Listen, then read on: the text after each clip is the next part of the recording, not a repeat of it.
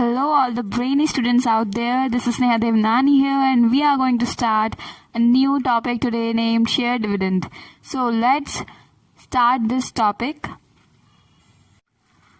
In the next few minutes, we are going to cover 4 topics. The first one is divisible profit. We will understand what is divisible profit. Second thing is the meaning of share dividend. Third is types of share dividend, and fourth one is a short note on share dividend. Beginning with our first topic, divisible profit. Now, what is divisible profit? The amount of profit left after the payment of tax is called divisible profit.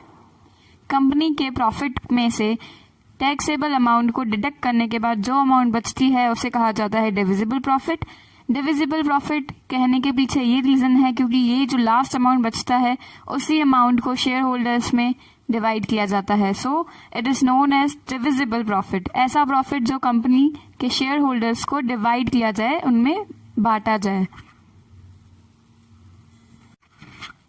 Now coming on topic number 2, which is meaning of dividend. Now what do you mean by dividend? Dividend means the share of divisible profit distributed by the company among its shareholders on the basis of paid up share capital on shares held by them in form of cash or share or any other form. Now if I say in simple terms, then dividend means जब company अपने divisible profit के small parts करके उस amount को अपने share holders में distribute करती है, तब उस अमाउंट को डिविडेंड कहा जाता है. डिविडेंड कैश में भी दिया जा सकता है, चेक में भी दिया जा सकता है, और साथ ही साथ पेड अप कैपिटल और यानी कि पेड अप शेयर के फॉर्म में भी कंपनी दे सकती है.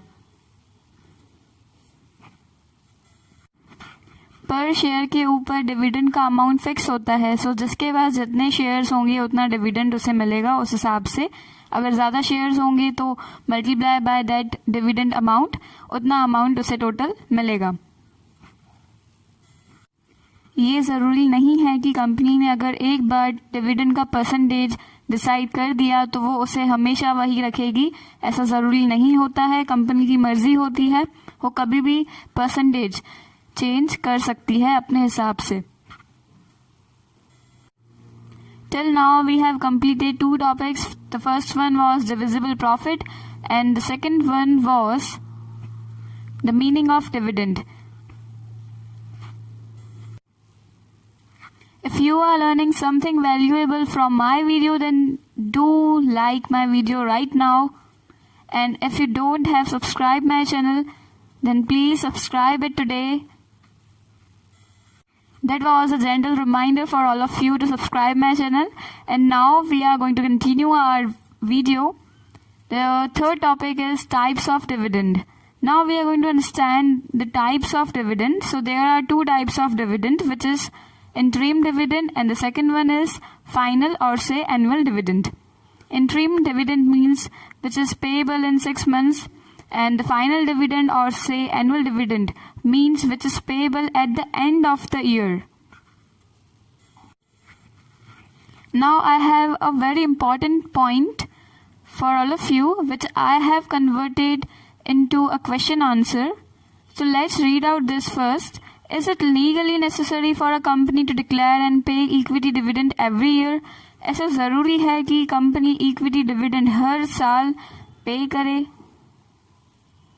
So it is not legally necessary for a company to declare and pay equity dividend every year, and its rate may be changed year to year. जैसा कि मैंने आपको पहले बताया, डिविडेंड का रेट चेंज हो सकता है, पर इक्विटी डिविडेंड के मामले में प्रेफरेंस का डिविडेंड हमेशा फिक्स होता है और उनको टाइम टू टाइम पे करना पड़ता है.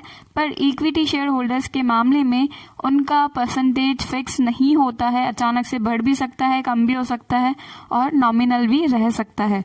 और इक्विटी शेयर होल्डर्स को डिविडेंड हर साल पे करना कंपलसरी नहीं है कंपनी के लिए. कंपनी चाहे तो कुछ ईयर्स को स्किप भी कर सकती है. It all depends on the company. Company के डिसीजंस के ऊपर सब डिपेंड होता है. Finally we have reached the last topic of our video, which is a short note on dividend. which is given in your textbook, and I have picked some points from this short note which I have explained you few minutes ago. So let's begin this. A company pays tax at the end of the year out of profit earned for a year. Company ने जितना भी earning किया है उसमें से कुछ amount company साल के एंड में गवर्नमेंट को टैक्स भरती है एज अ इनकम टैक्स.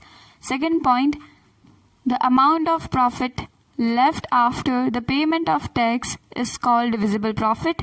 ये लाइन मैंने आपको बिगिनिंग में समझाई है. यहां से मैंने डिविजिबल प्रॉफिट का डिफाइन यानी कि मीनिंग लिया था.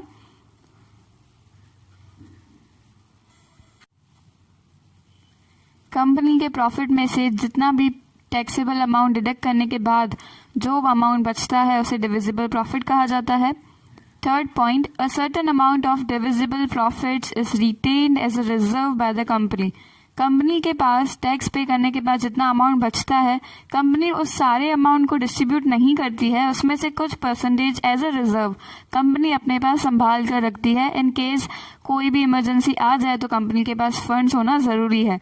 सो इस रीजन की वजह से कंपनी कुछ अपने प्रॉफिट का हिस्सा एज अ रिजर्व अपने पास रखती है. Next point, the remaining profit is distributed among share holders and is called dividend.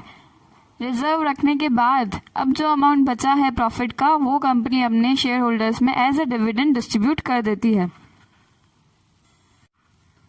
Thus, dividend means the share of divisible profit distributed by the company among its shareholders on the basis of paid up share capital on shares held by them in form of cash or share or in any other form. ये define हमने starting में पढ़ी थी, वही है meaning है dividend का. Dividend मतलब वो अमाउंट जब कंपनी अपने डिविजिबल प्रॉफिट के स्मॉल पार्ट्स करके उस स्मॉल पार्ट्स को अपने शेयर होल्डर्स में डिस्ट्रीब्यूट करती है in the form of cash, cheque और पेड अप शेयर्स, उस अमाउंट को डिविडेंड कहा जाता है. और डिविडेंड कैसे पे किया जाता है? पर शेयर पे वो डिविडेंड का प्राइस फिक्स होता है, जिसके पास जितने शेयर्स हैं multiply by that dividend amount, उतनी अमाउंट का डिविडेंड उस शेयर होल्डर को मिल जाता है. So this is known as dividend. Dividend can be of two types. Dividend के दो टाइप्स हैं. First one is interim dividend and the second one is final और एनुअल डिविडेंड. ये चीज भी हमने बिगिनिंग में पढ़ी थी. Next point, interim dividend is paid semi annually during the year. Means half half, 6 months ऐसे करके जो डिविडेंड दिया जाए उसे कहा जाता है interim dividend.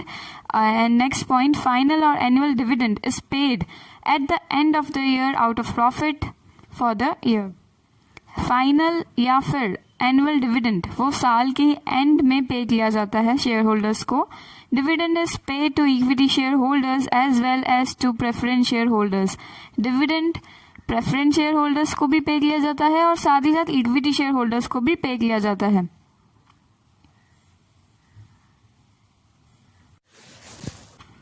Now dividend which is paid on preference shares at a fixed rate of dividend before paying dividend on equity shares is called preference dividend. ऐसा डिविडेंड जो प्रेफरेंस शेयर्स पे दिया जाए वो भी फिक्स रेट पे, जिसका rate एकदम फिक्स हो, पहले से ही प्री डिसाइडेड हो, और उस डिविडेंड को इक्विटी शेयर होल्डर्स को देने से पहले पे किया जाए, ऐसे डिविडेंड को कहा जाता है प्रेफरेंस डिविडेंड.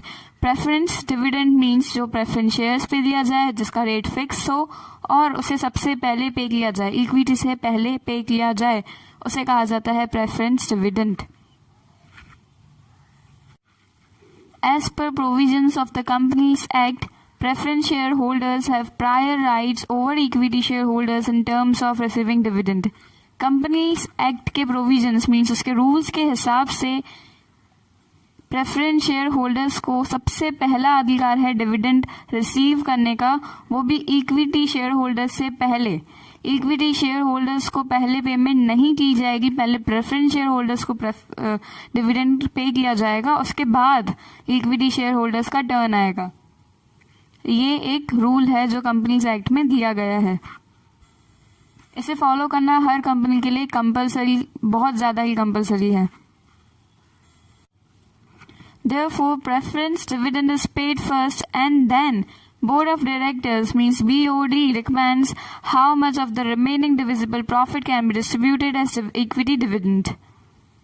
So सबसे पहले प्रेफरेंस डिविडेंड पे किया जाता है. Preference dividend preference share holders को दिया जाता है. पहले उन्हें पेमेंट कर दी जाती है, उसके बाद बीओडी डिसाइड करते हैं कि कितना परसेंटेज डिविजिबल प्रॉफिट का हमें equity dividend as a equity dividend distribute करना है. The equity dividend recommended by BOD is approved by shareholders in the annual general meeting of the company. BOD ने जितना भी percentage as a equity dividend बताया है वो एक बार शेयर होल्डर्स की एनुअल जनरल मीटिंग में एक बार उसे वापस डिस्कस कर लिया जाता है. उनका अगर एग्रीमेंट अप्रूवल आ जाए उसके बाद इसे डन कर दिया जाता है. Next point, after the approval means agreement of equity dividend in the annual general meeting of the company, it is paid within 60 days of such approval. जैसे ही इक्विटी डिविडेंड का अप्रूवल एक बार जनरल मीटिंग में हो जाता है तब company share holders को, equity share holders को वो डिविडेंड 60 डेज के अंदर अंदर पे कर देती है. मीन्स 2 महीने के अंदर अंदर उसे पे कर देती है. Next point, equity dividend is based on, so this is an important point, equity dividend is based on the profits of the company and need of funds for the company in future. Equity dividend का ये बात नहीं है कि जितना बचा उसमें से परसेंटेज डिसाइड करके दे दिया, नहीं, ऐसा नहीं है. इक्विटी डिविडेंड 2 बातों के ऊपर डिपेंड करता है, 2 बातों पर बेस करता है. पहली बात ये है कि कंपनी के प्रॉफिट्स कितने हुए हैं. अगर बहुत ज़्यादा हुए हैं तो थोड़ा इंक्रीज कर सकते हैं परसेंटेज पर. अगर इतना प्रॉफिट नहीं हुआ है तो कंपनी उसका परसेंटेज गिरा भी सकती है. और दूसरी बात ये है कि कंपनी को इन फ्यूचर कितने फंड्स की नीड रहेगी उस बात को भी ध्यान में रख के कंपनी अपने इक्विटी शेयर होल्डर्स को डिविडेंड पे करती है.